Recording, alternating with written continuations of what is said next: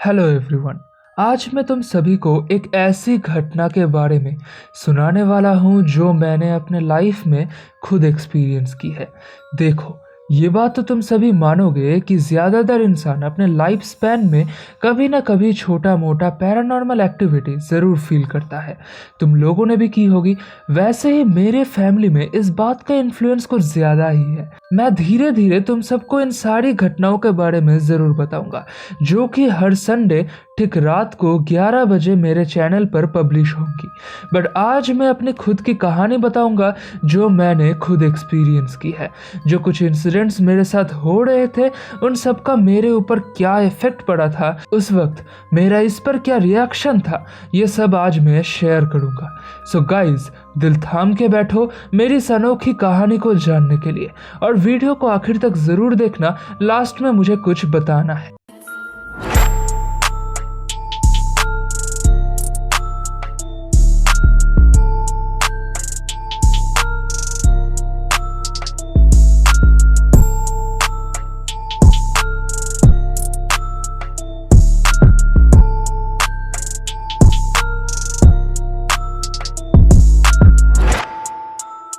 ये कहानी डरावने सपनों की, नाइटमेयर्स की और स्लीप पैरालिसिस की है।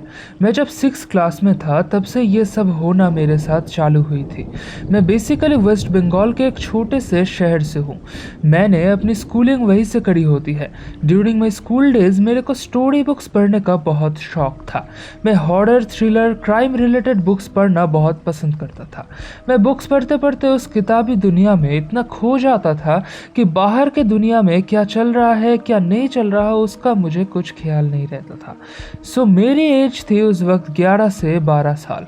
पूरा दिन मैं स्कूल, ट्यूशन, स्टोरी बुक्स और अपने दोस्तों के साथ ही बिजी रहता था। बट रात को सोने के बाद मेरे सपनों में कुछ ऐसे अजीब और क्रीपी कैरेक्टर्स की एंट्री होती थी जिससे मेरी हालत खराब हो जाती थी। मैं नींद में कुछ कुछ बोलने लगता था। पहले पहले तो ये सब बहुत रेयर हुआ करता था, मतलब महीने में 1-2 बार, इसलिए मेरे मम्मी पापा को लगता था कि ये सब नॉर्मल है। बट धीरे धीरे ये सारी चीजें फ्रीक्वेंट होना चालू हो गया। पहले पहले तो मैं सिर्फ नींद में बोलता था, बट धीरे धीरे मैंने डर से कांपना, चिल्लाना, उठ के बैठ जाना, ये सब चालू कर दिया था। मेरे मम्मी पापा बहुत डर गए थे, इसलिए वो कभी भी मेरे को अकेला नहीं छोड़ते थे। खासकर रात को सोते टाइम मेरे साथ दोनों में कोई ना कोई हमेशा मौजूद रहता था। ये सब मेरे साथ क्लास 12 तक चला था, मतलब करीब 6 साल मैंने इन सब को सहा है। हफ्ते में 4 से 5 दिन मेरे को ऐसे सपने आते थे, और जिस दिन मैं ऐसे सपने देखता था, अगले दिन सुबह से मेरी पूरी बॉडी बहुत टायर्ड रहने लगती थी। मेरे को कुछ काम करने को, कुछ खाने को दिल नहीं करता था। मुझे देख के ऐसा लगता था कि मैं हर वक्त किसी नशे में डूबा हुआ हूँ। मेरी आंखें हमेशा लाल रहती थी। धीरे धीरे मेरा वजन भी घटना चालू हो गया था। अभी मेरे को इन सब से छुटकारा कैसे मिला वो मैं आखिर में बताऊंगा। इन सपनों में ना मेरे को 3 सीन्स बार बार दिखाई देते थे। मतलब ऐसा नहीं कि 3 सीन्स ही हर रोज सपने में आ रही हैं, बट ऐसा होता था कि मेरा ड्रीम चालू होता किसी और चीज से, बट खत्म होते होते वो यही 3 इंसिडेंट्स पर आके रुकती थी। और मैंने इन ड्रीम्स को इतने ज़्यादा बार देखे हैं कि ये तीनों इंसिडेंट्स मेरे को एकदम क्रिस्टल क्लियर याद है। तो पहले जो इंसिडेंट होता था उसमें मेरे को कई सारे ऐसे वाइल्ड एनिमल्स देखने को मिलते थे, बट गौर करने वाली बात ये होती थी कि उनका सर तो एनिमल्स जैसा ही होता था, बट उनकी बॉडी थी ह्यूमन जैसी।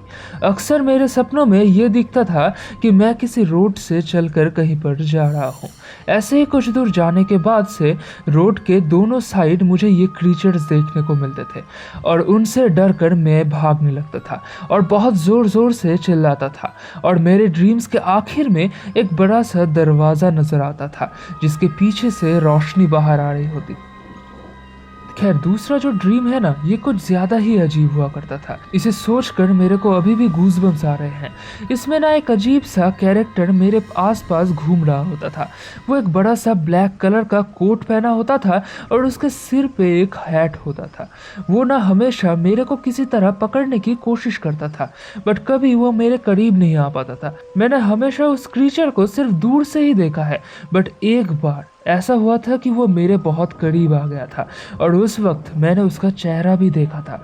मुझे पूरी तरह से याद तो नहीं, बट उससे डरावनी आंखें मैंने आज तक नहीं देखी। पहले वाले और दूसरे वाले इंसिडेंट में एक कॉमन चीज़ थी कि मुझे सपने के आखिर में वो बड़ा सा दरवाज़ा ज़रूर नज़र आता था। अब आते हैं तीसरे इंसिडेंट पर।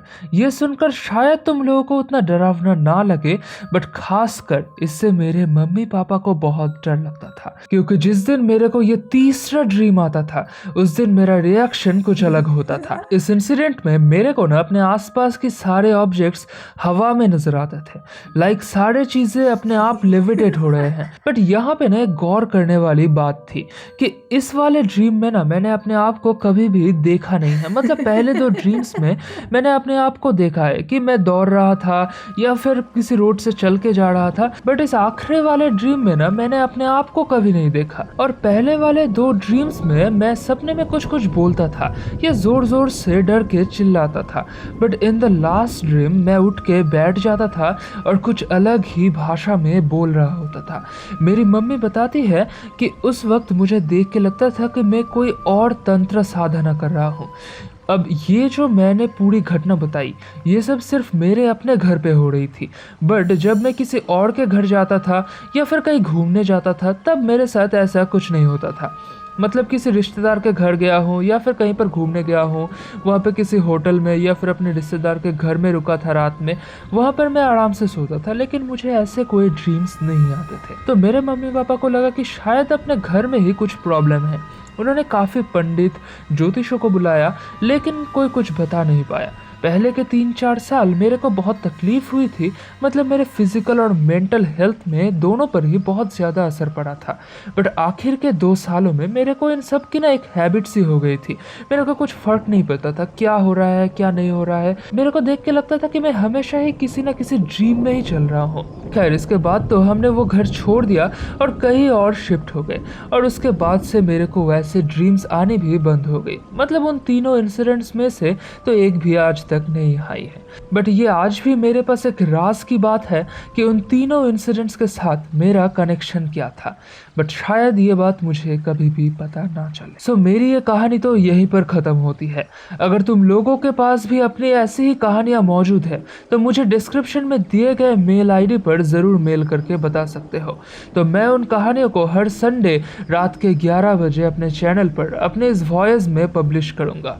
और आज का ये वीडियो तुम लोगों को अच्छा लगा है तो लाइक करो, हम 20 लाइक्स का एम रखते हैं, और अपने दोस्तों के साथ भी शेयर करो जिनको हॉरर और पैरानॉर्मल एक्टिविटीज में इंटरेस्ट है। और कमेंट्स में बताओ कि मेरे साथ हुए इस इंसिडेंट के बारे में तुम सबका क्या कहना है।